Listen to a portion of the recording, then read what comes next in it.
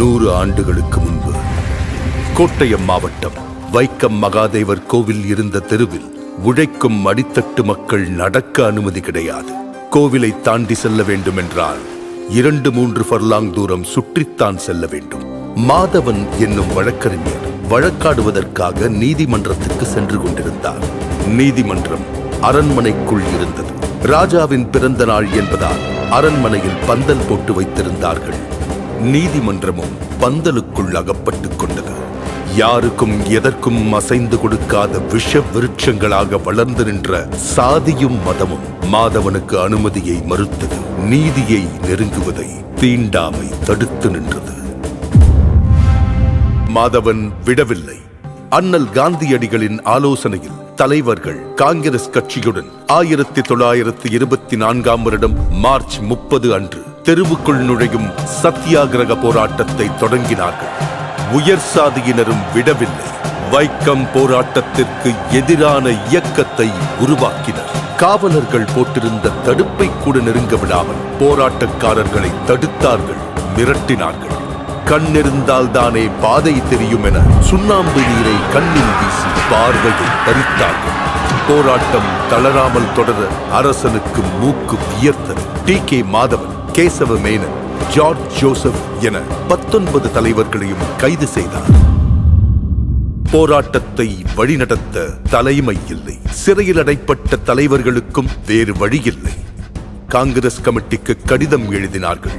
நீங்கள் வந்து போராட்டத்திற்கு உயிரூட்ட வேண்டும், இல்லையென்றால் அரசரிடம் மன்னிப்பு கேட்டு போராட்டத்தை கைவிட வேண்டிய நிலைக்கு தள்ளப்படுவோம் என்றது கடிதம். போராட்டத்தை தாங்கி பிடிக்க இரும்பு கரமே வந்தது. சாதிக்கும் தீண்டாமைக்கும் எதிராக எந்த சமரசமும் இன்றி போராட்டத்தை தொடர புறப்பட்டார் தந்தை பெரியார். வைக்கம் போராட்டத்தை சமூக போராட்டமாக மக்களிடம் கொண்டு போய் சேர்த்தார். கோவில் தெருவில் ஆடு நடக்கலாம், மாடு நடக்கலாம், மனுஷங்க நடக்க முடியாதா என்று கேட்டார்.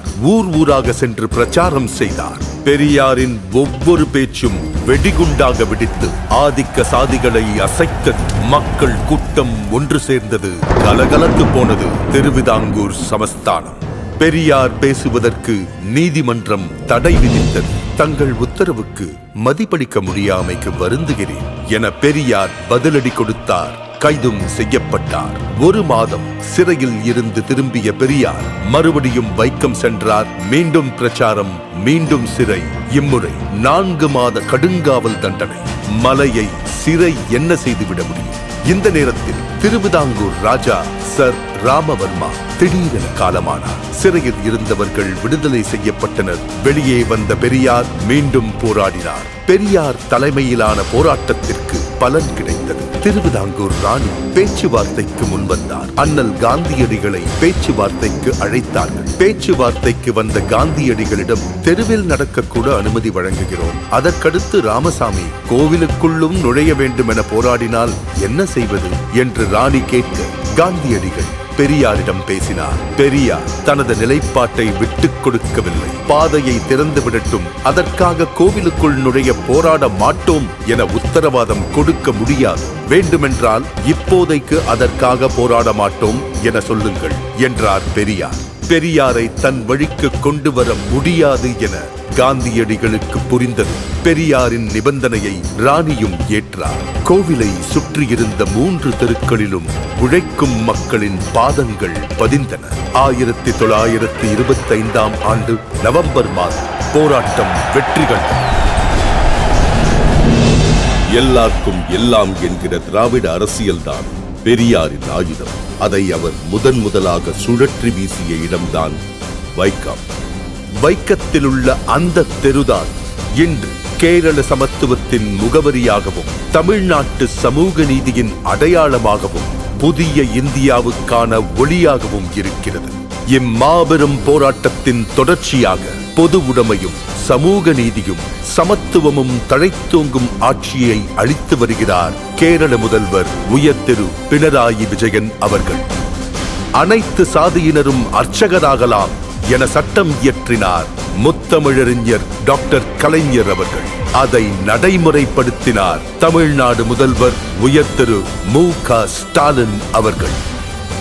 பெரியார் வகுத்து தந்த சமூக நீதி பாதையில் வீறுநடை போடுகிறது மாண்புமிகு தமிழ்நாடு முதலமைச்சர் திரு மு.க. ஸ்டாலின் அவர்களின் தலைமையிலான சமூக நீதி காக்கும் அரசு. 100 ஆண்டுகளை தாண்டியும் பெரியாரின் பகுத்தறிவு ஓர் ஆயுதமாய் பழமைவாதத்தை வேரறுத்து வருகிறது. இந்நிலை வைக்கம் போராட்டத்தின் நூற்றாண்டை சிறப்பிக்கும் வகையில் தமிழ்நாடு அரசு சார்பில் வைக்கத்தில் அமைந்துள்ள பெரியார் நினைவகம் ரூபாய் 8.14 கோடி மதிப்பீட்டில் புனரமைக்கப்பட்டுள்ளது. ஓர் உரிமை போராட்டத்தின் நினைவுகளை தமிழ்நாடு, கேரளா ஆகிய 2 மாநிலங்களும் இணைந்து கொண்டாடுவது சமூக நீதி பயணத்தின் முத்தான தருணம். இந்தியாவின் கவனம் இதை நோக்கி திரும்பும்.